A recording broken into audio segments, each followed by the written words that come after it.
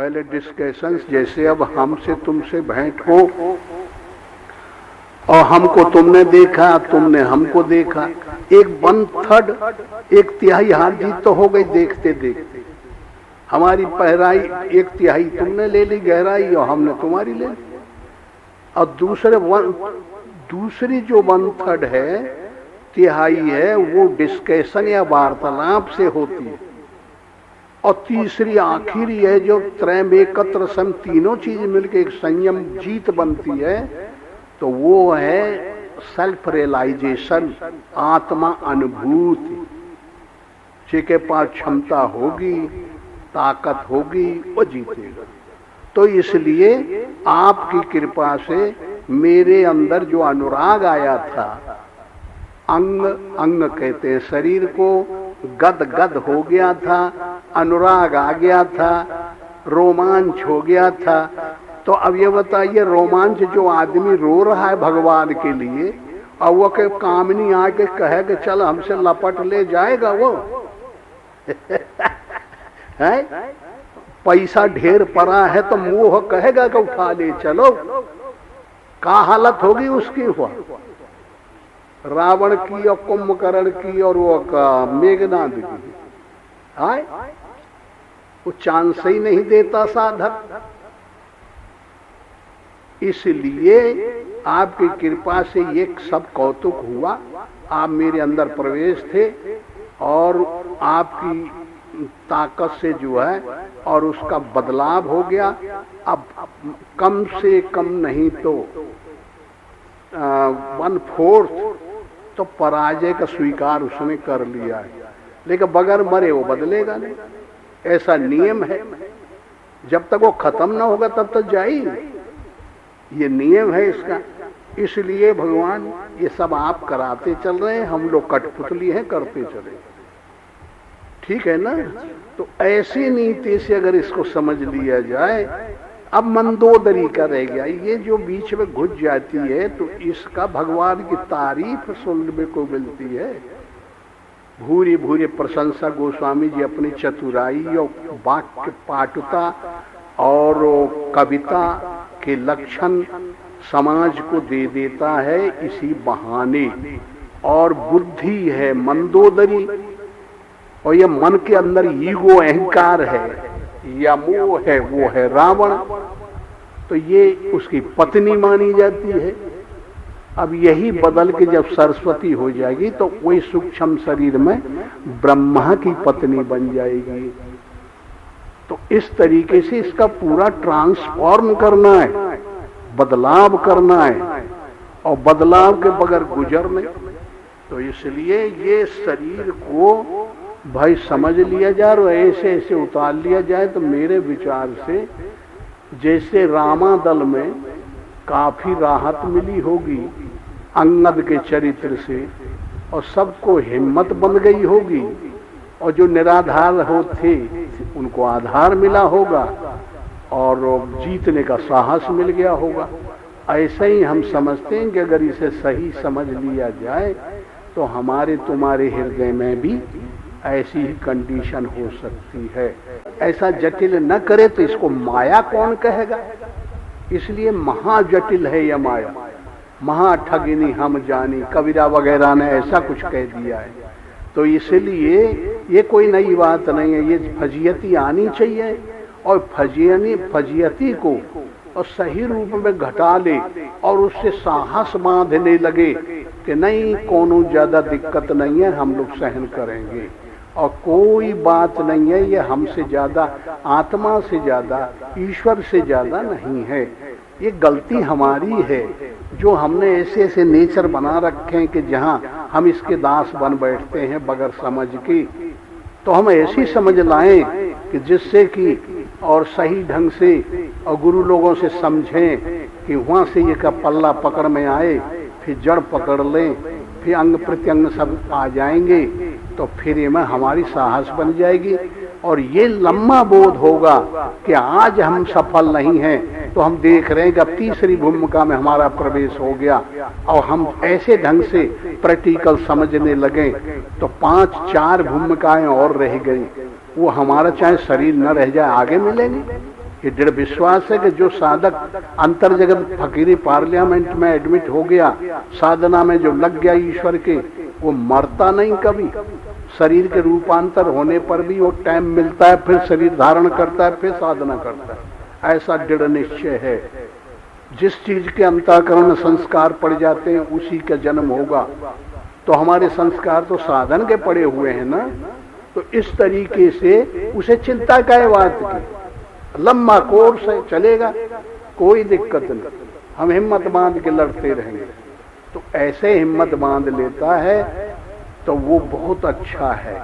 और ऐसा नहीं जैसे कि बहुत से नबाड़ी हैं, अब समझते तो है नहीं, अब बस हो गया, चिंतवन करते रहते हैं, चिंतवन करते रहते हैं। और मूल चीज है चिंतवन। इस पे कैसे कंट्रोल किया जाए? जानते हो जब रावण और राम का युद्ध हुआ तो राम बाण मारते थे तो 10 ठोप बूंद गिर जाए खून की रावण के शरीर से तो 10 रावण बनकर युद्ध करते थे।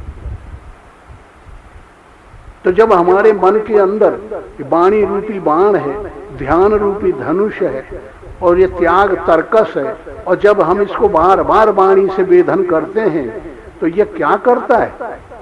ये हमारे अंग प्रत्यंग में प्रवेश कर जाता है और हम इसको बार बार निकालते हैं, लेकिन नहीं निकलता। क्यों नहीं निकलता? कि हम बाहरी फिर चिंतन कर देते हैं।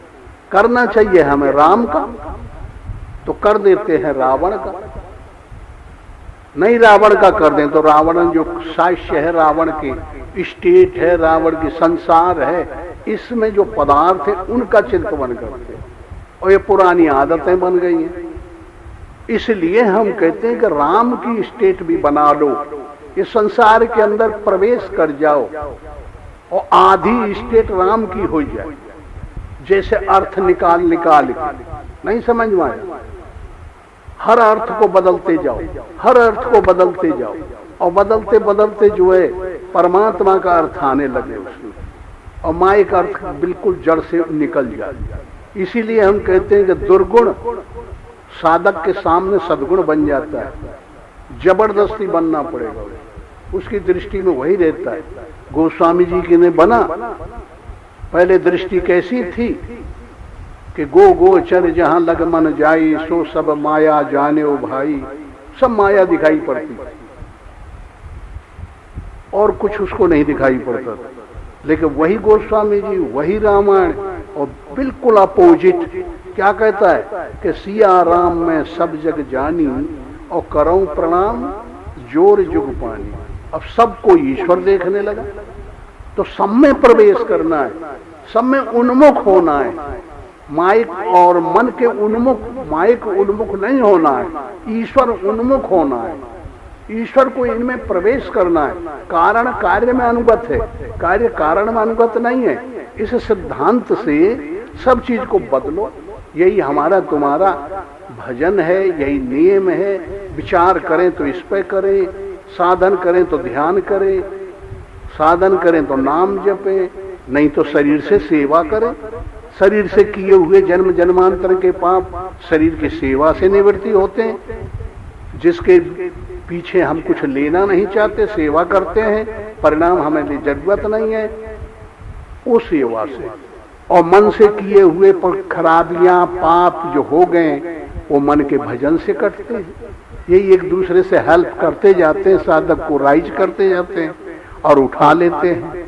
तो यह नीति से रामायण मेरे विचार से ऐसे अगर इसको क्लियर किया जाए और एक आधार मिल गया गोस्वामी जी या व्यास जी या कोई भी महात्मा जिसने ये अपना बनाया है, तो ये मौलिक सबका मूल कारण आ जाएगा। अब ये में कोई ब्रांच वगैरह का मतलब नहीं, ये में स्थूल और सूक्ष्म जगत का मतलब नहीं रह जाएगा। तो ऐसी नीति से अगर समझ में आता है तो इसका ध्येय बनाना चाहिए। अच्छा पढ़ो। तासु मुकुट तुम चारि चलाए, कहु तात कवनी विधि पाए। सुन सर्वज्ञ प्रणत सुखकारी, मुकुट न होहि भूप गुणचारी।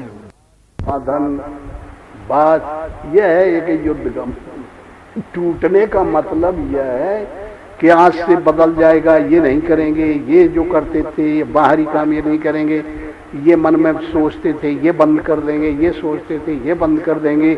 और जब मन में बाहरी चिंतन आएगा तो खट राम राम राम राम जपेंगे और ध्यान लगाएंगे और बस अब लड़ाई शुरू कर दे। बस टूट पड़े लंका पे, आशक्ति रूपी लंका पे।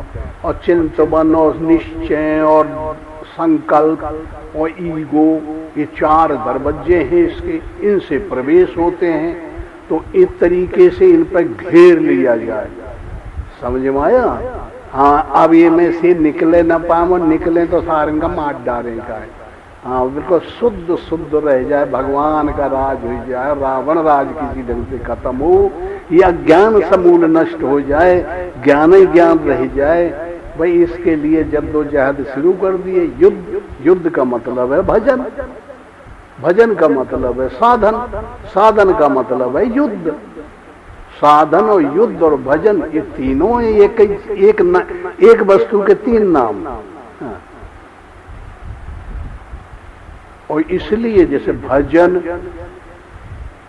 हमारा मन जो विषयों के पीछे भागता है ये भागे न, भजन, समझे? या ईश्वर को भजे, इतर को नहीं। युद्ध, जो विरोध करें कि हमारे मन को उधर ले जाएं उनको मारो, युद्ध करो, एक ही हुआ ना। और साधन, वो असाधनीय पद जितने कार्य हैं उनको साध लो, उन्हों को बना लो अपने में। वो बुराइयों को भी बदला करके न भलाई के रूप में ले लो। तीन तरीके ईजाद हैं, तो तीनों तरीकों में से कुछ भी बनाओ। जैसे पहले भजन का नाम ही नहीं था, हर शास्त्र में लिखा यज्ञ करो यज्ञ करो यज्ञ करो। हाँ, यज्ञ को ही भजन कहते थे। यज्ञ कहते हैं जानने को, ईश्वर को जानो, समझो। और वैचारिक विषय है, न समझ के नाते ये धंधा फैल गया है। और विचार करते करते करते करते जो चीज जिससे निकली है वो एवं घुसती चली जाएगी। जैसे प्रथम ओम से शब्द हुआ है, सोई आकाश कहाया। पहले तो शून्य था, परमात्मा ही परमात्मा। और जब ये शरीर तैयार हुआ तो फिर सबसे पहले आत्मा, आत्मा से इच्छा हुई और इच्छा से संकल्प उठे और संकल्प से कार्य में परिणत हो गया। तो बस आकाश में इच्छा हुई तो वो आकाश हो गया शब्द। और शब्द में जब इधर का शब्द इधर तो स्पर्श हुआ तो हवा बन गई। और जब वो रगड़ हुई तो अग्नि बन गई। जैसे कि बद्दल में अग्नि बन जाती है, पानी भरा है बद्दल में, लेके जहां रगड़ पड़ी तो फिर थंडरिंग और लाइटनिंग, बिजली चमकी और बम छोड़ देता है और भस्म कर देता है। आगी आ गई क्या? नहीं। ऐसे ही जो है, और रगड़ जब हुआ शब्दों का तो इधर उधर जाने से हवा, फिर रगड़ से आगी, और आगी से बिहाइंड जैसे सबसे हीट गर्मी ज्यादा हो तो फिर अपने आप पानी जलाओ, आगी जलाओ, ऊपर पानी रख दो तो फिर भाप ऊपर जमने लग जाती है, तो पानी आने लगता है। क्योंकि ये नियम है कि तुम कितना मेहनत करो तो क्या होगा इस शरीर के अंदर से कि झट पसीना फेंक देगा। पानी आ गया ना, मेहनत से अंदर गर्मी आई, और गर्मी अत्यंत जब होगी तो ठंडा करने के लिए पसीना निकल पड़ेगा। ऐसे ही अग्नि से पानी बना, और पानी से जमते जमते जमते जमते जमीन बन गई। यही तो बना ना, ये इच्छा से तो बना। और बस अब इन्हीं को उल्टा कर दो। दूजे ओम भई सो इच्छा तीनों गुण निर्माया, ब्रह्मा विष्णु महेश बना के दीनों जगत रचाई, मन तुम झूठे जग में आई। अब उल्टा कर दो, पृथ्वी को जल में प्रवेश करो, जल को जो अग्नि में, अग्नि वायु में, वायु आकाश में, आकाश में तत्व में, मैं तत्व प्रकृति में, प्रकृति में आत्मा, अशुद्ध मूल प्रकृति है। आत्मा को तुम सर्वत्र देखो।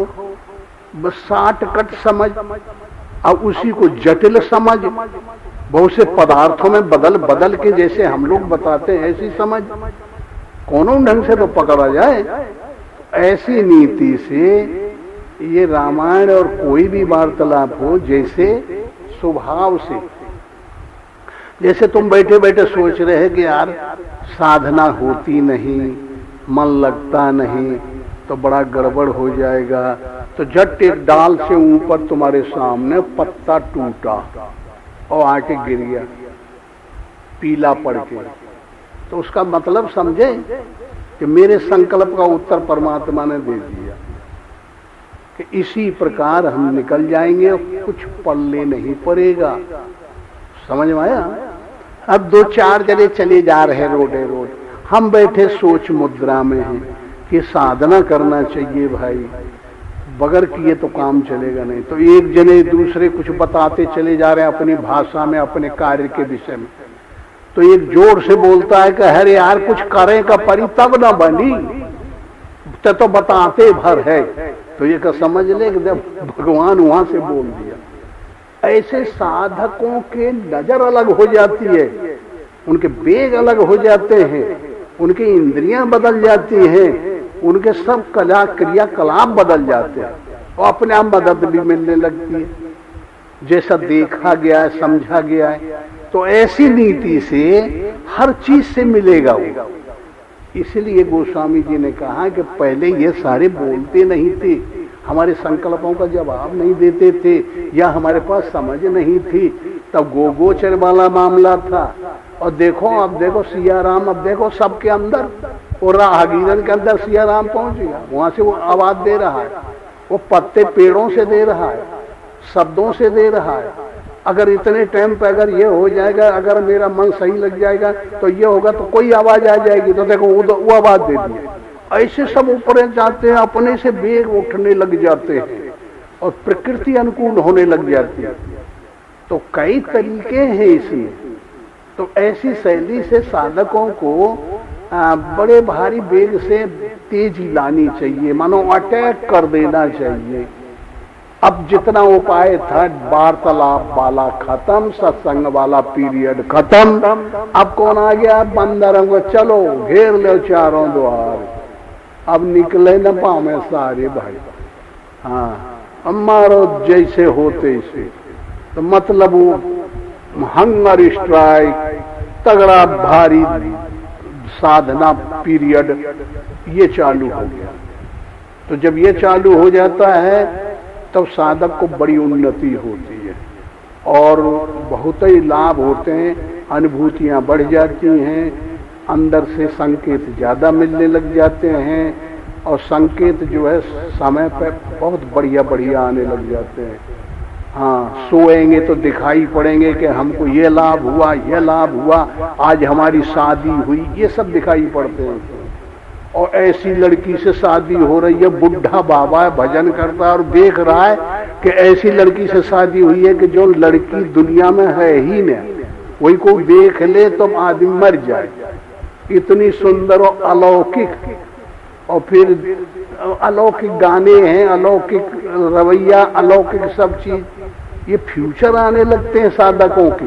जिस समय ये शरीर संसार उन्मुख पीछे पड़ जाए और विषय उन्मुख हो जाए तो दसों इंद्रिय और दशानंद, 10 इंद्रिय 10 आनंद लेने लगे विषयों का, तो बस सब प्रकार की कामनाओं से आच्छादित हो जाए, तो फिर उस समय इसको लंका कहते हैं।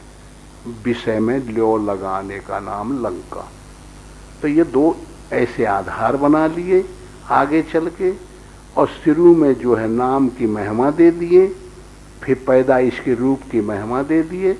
जन्म भूमि मम पुरी सुहाव हृदय में पैदा होने लगा, परमात्मा दिखाई पड़ने लगा। और फिर जो है उसको आगे बढ़ करके नहीं, शक्ति की अनुभूति कैसे होती है, क्या उसे इस संसार में आगे करना चाहिए, ये योग की प्रक्रिया जनक दिखा दिया गया। जनकपुर एक अवस्था में यह भी जनक भूमि बोली जाती है, और फिर इसको कार्य में परिणत करने के लिए चित्रकूट को दिखा देते हैं, कई भागों में इसको बांट देते हैं वो। और फिर वनोवास, बुराइयों का त्याग करना, भलाइयों को ग्रहण करना, ये वनोवास है। और फिर किष्किंधा कांड, और फिर इसके बाद में सुंदर कांड आ जाता है। तो रामायण में आपने देखा होगा कि समाज में प्रचलित है कि सबसे सुंदर कांड अच्छा मानते हैं। और सुंदर कांड में है क्या? बंदर समुद्र के किनारे पहुंच जाते हैं, भरभटा रहे हैं, रो रहे हैं, गा रहे हैं, सीता का पता नहीं लगा पाते। और वह सबसे अंधा कांड है। हाँ, सुंदर कांड नहीं, कुरूप कांड है कि बंदर डांस पर बैठ जाते हैं कि मर जाएंगे, उधर जाएंगे तो सुग्रीव मार डालेगा, बगैर पता लेके जाएंगे, और नहीं पता लेके जाते हैं तो पता मिलता नहीं, समुद्र से हम आपको हारे बैठे हैं, अब करें तो करें क्या।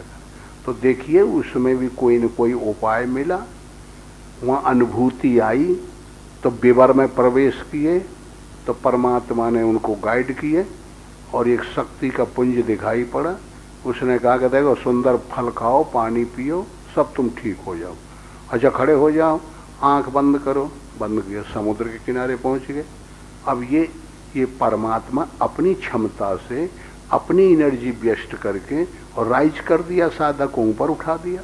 वहाँ सदगुरु रूपी संपाति मिल जाता है कि मैं देख रहा हूँ भाई वो बैठी है, तुम काहे मरते जाते हो, कब मर जाइए सारे तो सब काप करिए। इसलिए तुम जो है तो पता लगाओ, हिम्मत बांधो, कौन जा सकता है, क्या कर सकता है।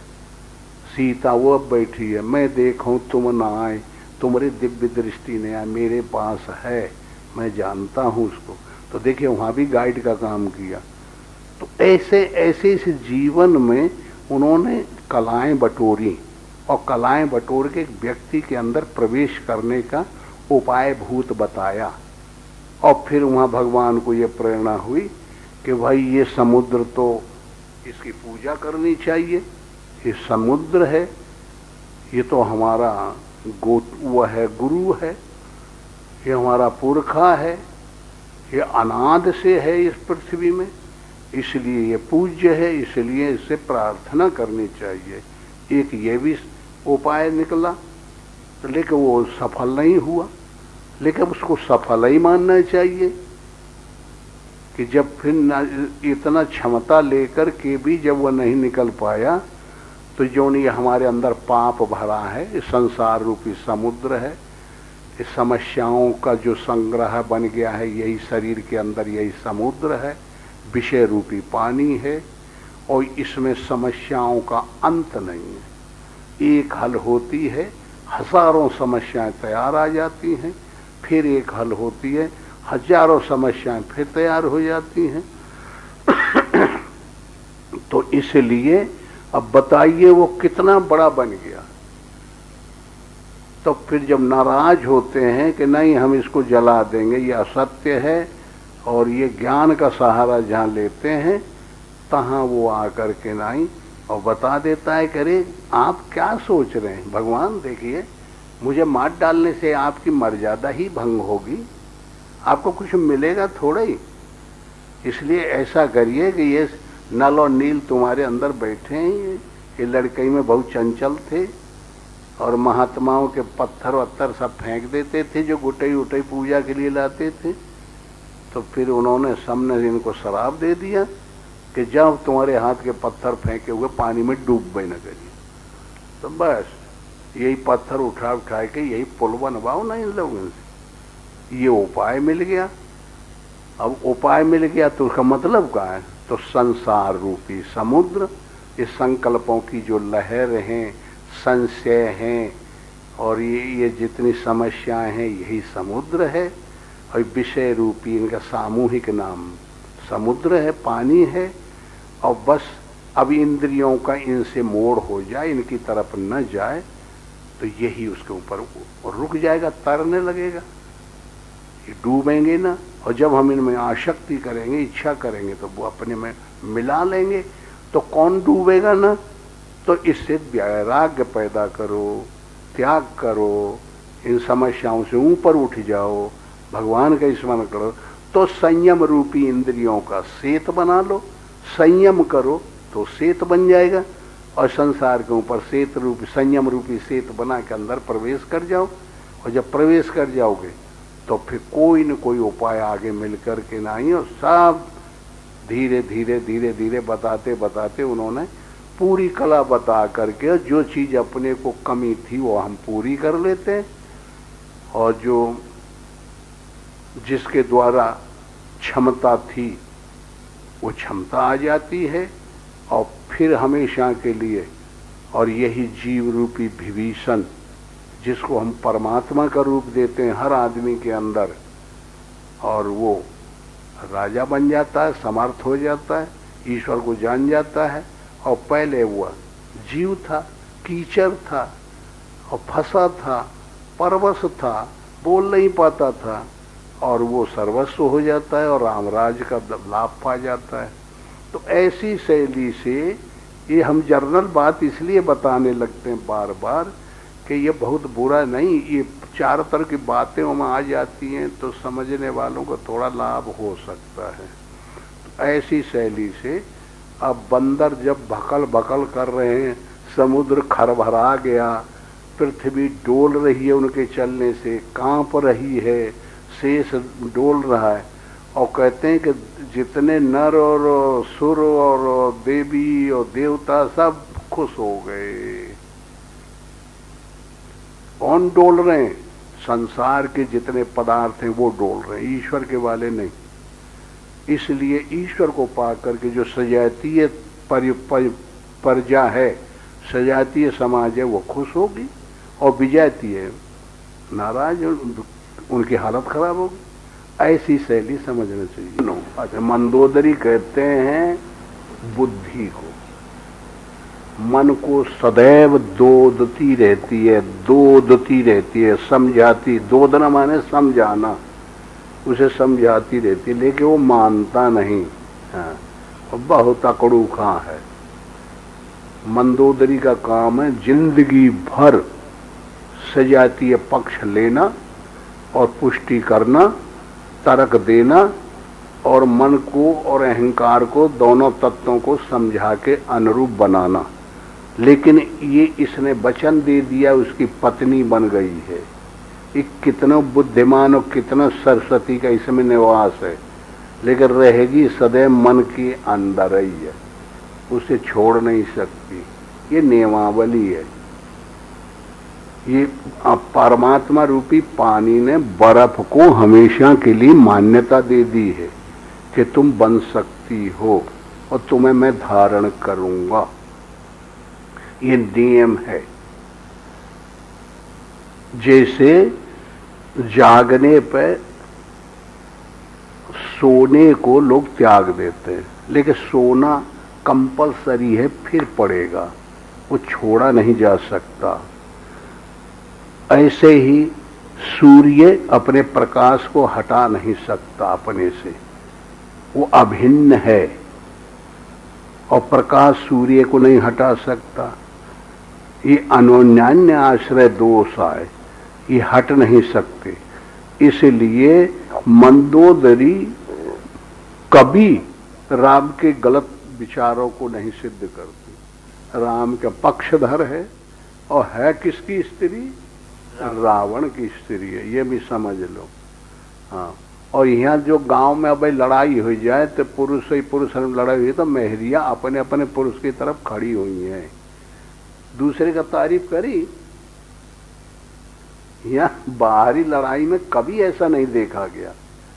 हाँ, और ये लड़ाई गोस्वामी जी वाली लड़ाई में, अध्यात्म वाली लड़ाई में, कि स्त्री है रावण की और गाना गाती है राम का। कोई भी शब्द तुम एक भी ऐसा न पाओगे कि ये मंदोदरी कभी भी राम की तारीफ करे, रावण की तारीफ करे, राम की करेगी जहां भी ये बोलेगी। तो ये एक ऐसा तत्व है, इसका भी कुछ मतलब होता है। और बाहर अगर ले आओ तो बाहर वाली समाज से तुलना करो कि नहीं, स्वामी जी ऐसे ही बताते हैं, ये ऐसा नहीं है, ये समाज है, ऐसा ही समाज रावण वगैरह सब ब्राह्मण रहे और समाज में ऐसे रावण हो गए, ऐसे राम पैदा हुए, ऐसे ऐसे मान लिया जाए, तो ये बैठता नहीं।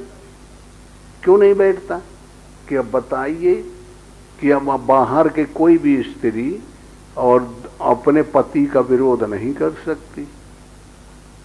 दुश्मन जो चढ़ाई करके आ रहा है वो का पक्ष लेगी तो कहता हूँ कूट डारी हुआ, और नहीं तो निकाल दे इसा घर से, तो कैसे काम चलेगा। और रावण की ताकत नहीं है कि निकाल दे इसको।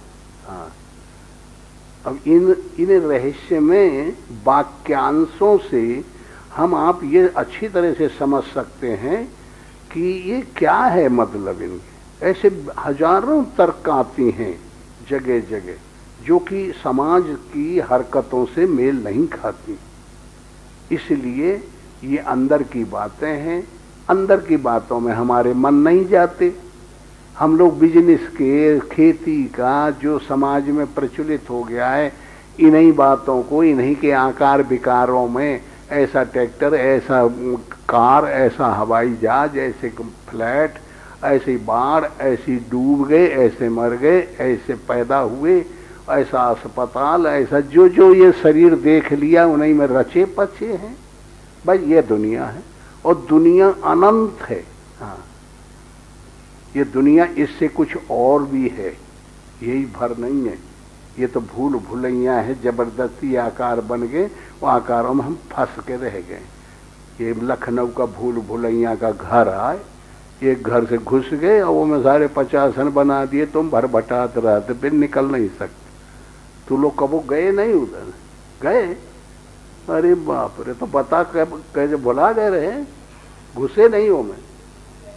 अच्छा तो बताओ हमें कैसे घुसे रहे यार। एकदम हम फंस गए रहे तो फिर घुसे नहीं पाए, हम भाग गए में के बाद साथ घुसे न जाए।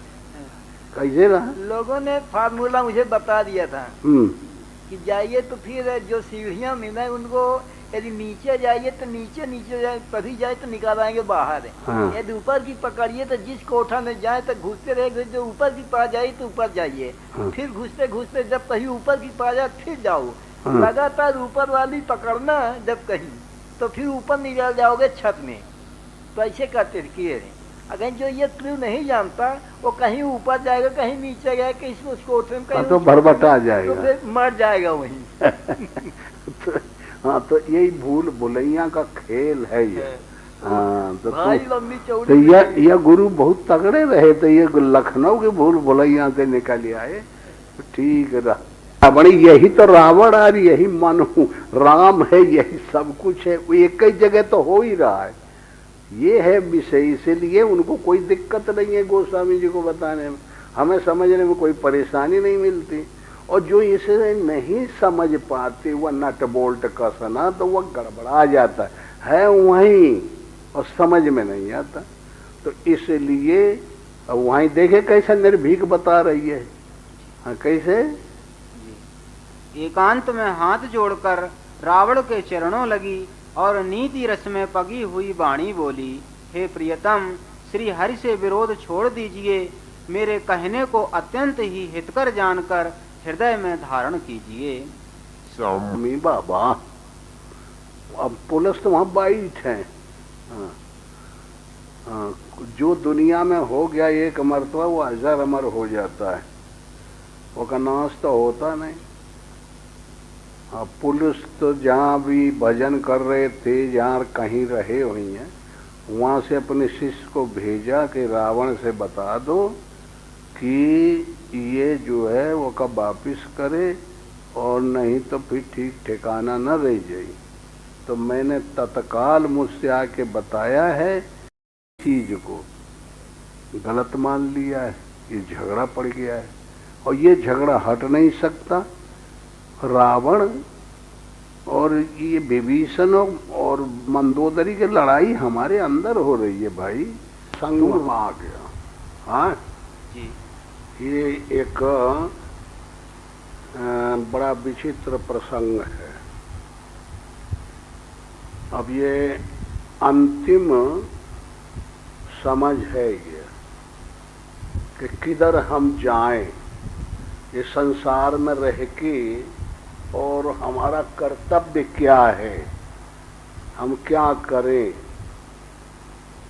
क्या सही है क्या गलत है। इस पे निर्णय लेने का लिए यह नीत आए। ये शरीर में विभीषण जो है वो परमात्मा का अंग है, आत्मा, उसका नाम विभीषण है। ये बता रहा है ये रामायण। और ये शरीर में जो संसार अनुगत अनिवय व्यतिरेक रूप युक्ति के द्वारा चेतन का प्रतिबिंब है, जो वर्तमान में जो नेचर बन गया है अहंकार सहित कि मैं बड़ा हूँ, विद्वान हूँ, राजा हूँ, मेरे समान कोई नहीं है, जो मेरे बराबरी करेगा उसको मैं कूट के निकाल दूंगा। ये जो ईगो अहंकार आ गया है, इसमें अनुगत चेतन का प्रतिबिंब रावण का है। समझ में आ रहा है जी। और ये हृदय दरबार है। और मान्यता प्राप्त जो नीति के पुट हैं जहां तहां, वो माल्यवंत इत्यादि मंत्री हैं। और इनके बीच परामर्श हमेशा अंतःकरण है, जिसमें चलता रहता है हर व्यक्ति के हृदय में कि क्या करें और क्या न करें।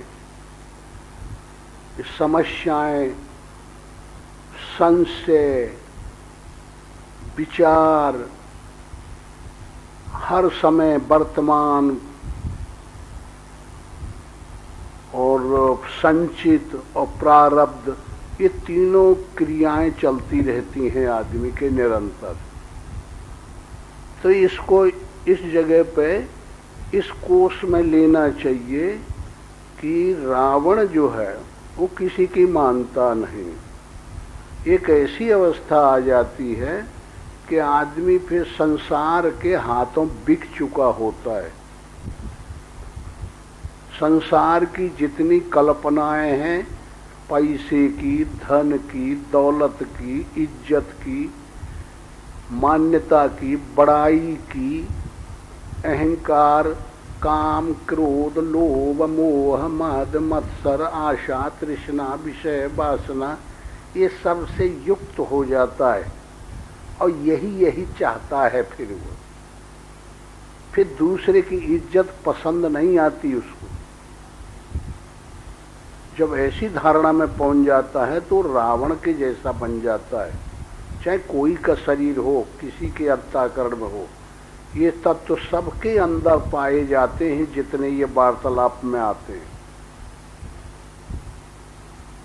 आत्मा दूधती रहती है, सदैव बताती है कि गलत न करो, निर्णय गलत आएगा, सही चलो।